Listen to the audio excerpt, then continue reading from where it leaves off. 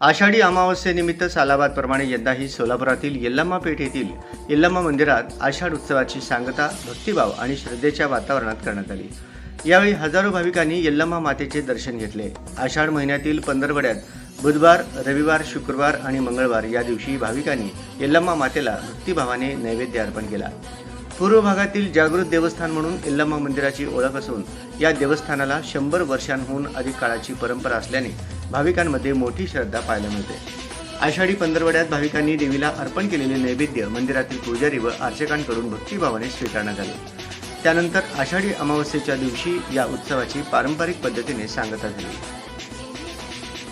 सांगता कार्यक्रमात शेकडो सुवासिनी महिलांनी डोक्यावर जलकुंभ घेऊन पारंपरिक पद्धतीने मिरवणुकीत सहभाग घेतला। यल्लम्मा मातेच्या मंदिराला प्रदक्षिणा घालत महिलांनी देवी चरणी आपली श्रद्धा अर्पण केली।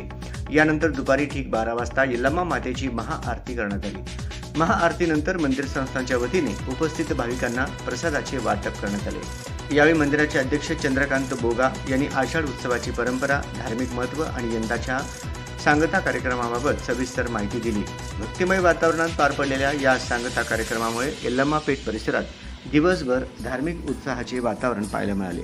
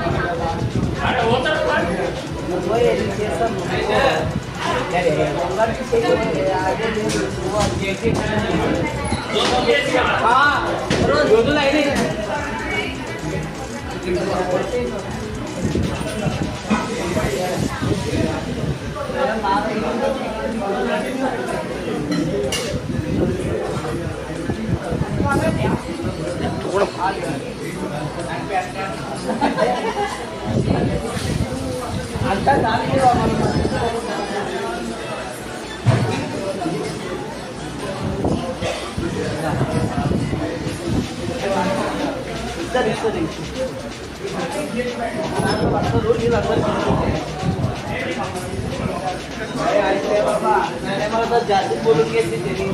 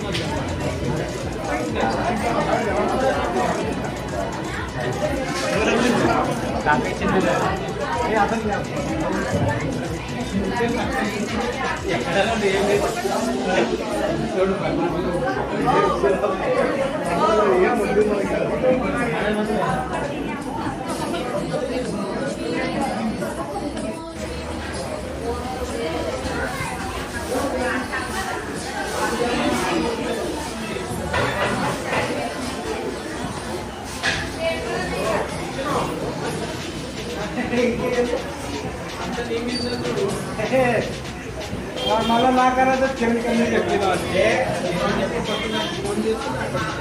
टाकेला टाकायला पण नक्कीच आता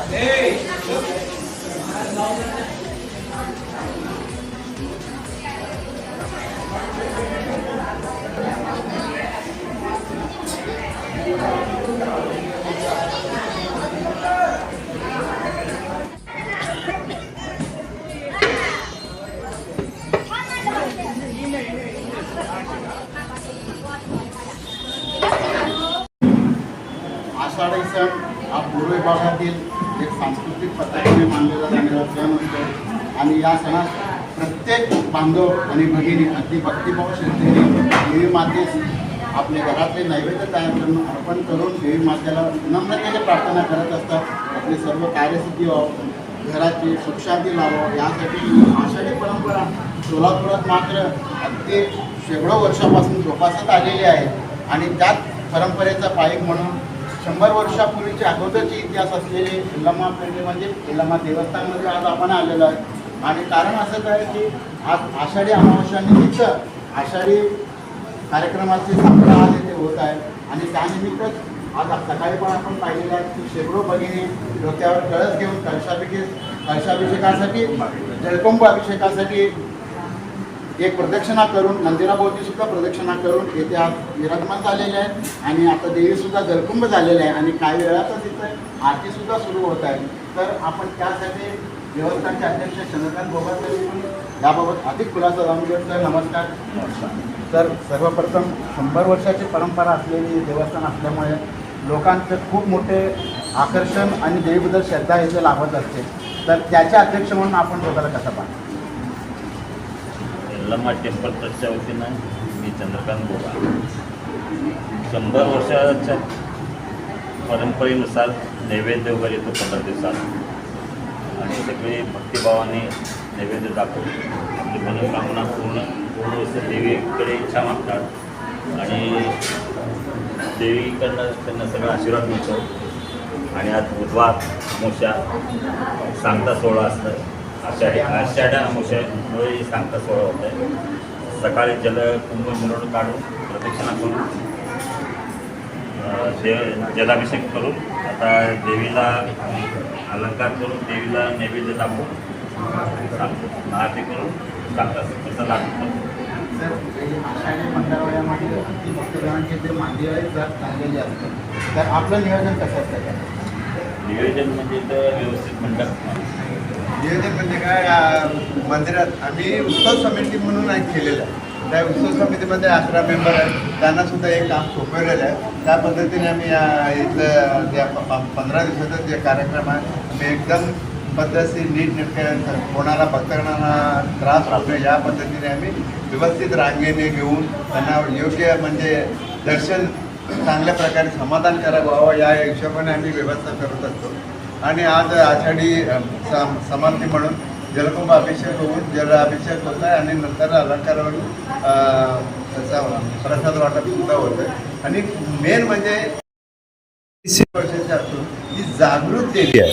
याला कोण जे 100 वर्षामध्ये म्हणजे या वयात सुद्धा जे 35-40 वर्षाचे सुद्धा भक्तगण इथं येऊन श्रद्धेने नैवेद्य देऊन मग एका देवीच्या दर्शनासाठी येताना एका उत्साही वातावरणात येऊन ते दर्शन घेतात. आम्हाला सुद्धा सहकार्य करतात. काही अडचण असेल तर ते समजावून घेऊन ते व्यवस्थित उत्सव पार पाडलेला आहे. आज सांगता समारंभ म्हणून आम्ही आज लास्ट कार्यक्रम हा केलेला आहे. सर आता आपण म्हणलात की 100 आषाढी महोत्सव व्यतिरिक्त अजून वर्षभरात तिथे काय काय कार्यक्रम? आषाढी व्यतिरिक्त चैत्रसुद्धा नवरात्र असतात तेव्हा सुद्धा आम्ही ते आंबील कार्यक्रम करतो. ते सुद्धा होतं आणि नवरात्रसुद्धा सुद्धा अष्टमी हां चैत्रसुद्धा प्रतिपदा ते नवमीपर्यंत ते नवरात्रीचं ते नवरात्रीच्या नवमीला आम्ही आंबील कार्यक्रम ते सुद्धा कार्यक्रम करतात. आणि दसऱ्यात नवरात्राचं पूर्ण 9 दिवस 9 वेगवेगळ्या प्रकारे अलंकार करून 9 रूपाने अलंकार करून आम्ही देवी म्हणजे उत्सव साजरा करतो. आणि वटसावित्री पौर्णिमेचं कल्याणोत्सव एकदम एका म्हणजे देवीचं लग्न करताना भव्य स्टेज आणि एक 6,000-7,000 लोक घेऊन सुद्धा आम्ही महाप्रसाद करतात. आणि दरवर्षी फेब्रुवारी वार्षिकोत्सव म्हणजे जीर्णोद्धारचा म्हणजे वर्धापन दिवस सुद्धा फेब्रुवारी ललित पंचमीच्या दिवशी वसंत पंचमीच्या दिवशी नाही चैत्र सुद्धा वसंत पंचमी नाही कुठं तर महिना आहे त्या महिन्यात वसंत पंचमीला आम्ही ते वर्धापन दिवस सुद्धा सुंदर प्रकारे साजरा करतो. आणि आम्ही सगळ्या भक्तगणांना आव्हानसुद्धा करतो. या प्रत्येक कार्यक्रमाच्या आमच्याकडे पूर्ण कल्पना आहे जेवढे भक्तगणांना येईल पॉम्पलेट वगैरे काय तयार करून सर्व भक्तगणांना कळवून त्या पद्धतीने कार्यक्रम आणि प्रति उत्सव करताना आम्ही कमिटीमध्ये विषय घेऊन आता पुढं कसं करायचं हे सगळं नियोजन त्या पद्धतीने एकंदरीत कार्यक्रमामध्ये कुठल्याही प्रकारचा अडथळा होऊ नये या पद्धतीने आम्ही काम करत राहतो. आज सगळ्यांचा सहभाग असतंय भक्तगणांचा म्हणा बाहेरच्या लोकांचा म्हणा इथं शेतकरी आणि उत्सव कमिटी आहे. एकूण 22 लोक याच्यात काम करतात. त्याचा अर्थ 22 लोक काम करतात म्हणजे व्यवस्थित काम होतं काम नमस्कार. आषाढी सांगता कार्यक्रम याचे समारंभ आपण काय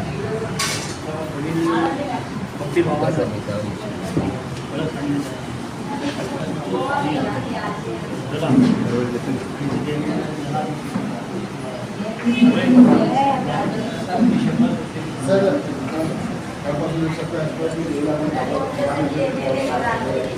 यामागची संकल्पना काय असतं, देवीच्या प्रती आपली श्रद्धा काय हे त्यांना अजिबात लाभावं त्याला असं आमच्या मनापासून म्हणून आम्ही सगळे काय देवीची कृपा शिवाय संपूर्ण सोलापुरात महाराष्ट्र सुद्धा लाभावी म्हणून आपण देवीच्या साजरे आणि पेट्रोल या मंदिराची पूर्ण झालेलं असतं भाविकांची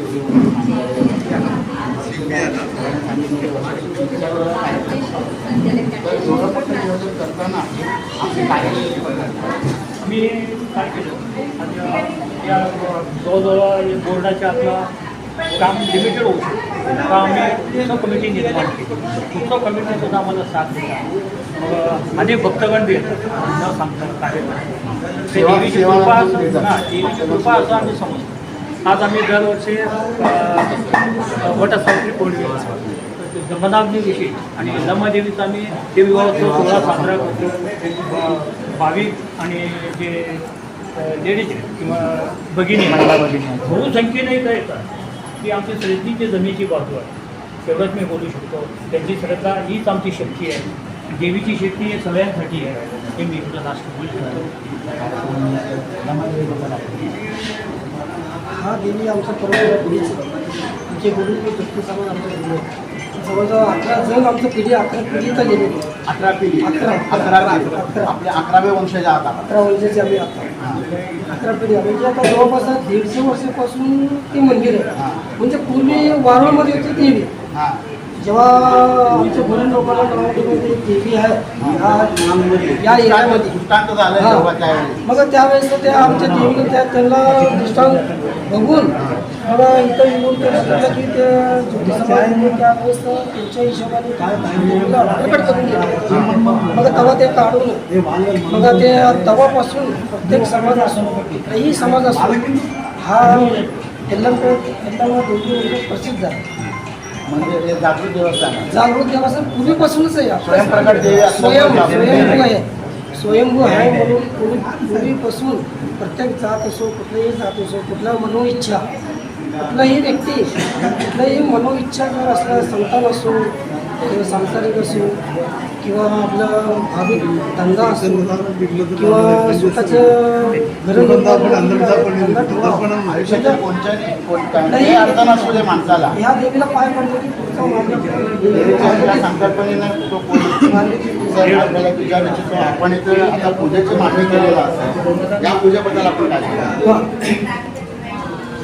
हा जी पूजा असते हा पूजा ज्याला पण अभिषेक होतो त्याला बली पट्टा म्हणतात बली पट्टा म्हणतात हे स्वयं पूर्वीचे देवीला हे बलीपट्टा म्हणून देवीला निमित्त कापून फक्त लोकांना प्रसाद देतो. त्याला मूळच्या पूर्ण व्हायला पाहिजे मुला नसलेल्या मुला व्हायचा संसार व्यवस्थित कुटुंब व्यवस्थित पाहिजे तेव्हा या कुटुंबामध्ये सगळेजण असं मूळ प्रसाद पूजा फक्त पण त्याबद्दल भीतर सोडलेलं नाही याला बलीपट्टा म्हणतात बलिप्रथा.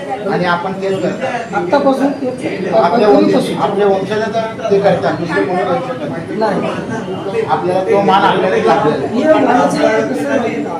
हे पूर्वीपासून वापरलेले देवी ज्या तेव्हापासून जे पारंपरिक पद्धत चालू आहे त्याच अनुषंगाने आपण हे कार्यक्रम करतो. आणि त्या पद्धतीने जे आम्हाला जे सांगितलं आमची गुरु इच्छा आमच्या गुरुने जे सांगितलं त्या पद्धतीने आपण त्याच पद्धतीने करत आलो कुठल्याही याच्यामध्ये दयानंद सर आषाढी महोत्सव सांगता निमित्त भक्तगणांना काय असतं? आषाढी प्रत्येक लोकांना हार्दिक शुभेच्छा प्रत्येक कुठल्याही व्यक्तीला काही अडचण असते पण ज्याची इच्छा आहे त्याला काय असो येत असो साकार असो त्याने नवस केलं तर आता सोलापूरकरांसाठी गुड न्यूज. आंध्र प्रदेश आणि तेलंगणातील प्रतिष्ठित श्री रुद्रा पूजा स्टोअर आता प्रथमच महाराष्ट्रात सोलापुरात 10 जून 2026 पासून आपल्या सेवेत आपल्या दैनंदिन पूजा, धार्मिक विधी आणि सण उत्सवांसाठी लागणारे सर्व दर्जेदार पूजा साहित्य आता एकाच छताखाली उपलब्ध. सर्व पूजा साहित्यावर 50% पर्यंत आकर्षक सवलत.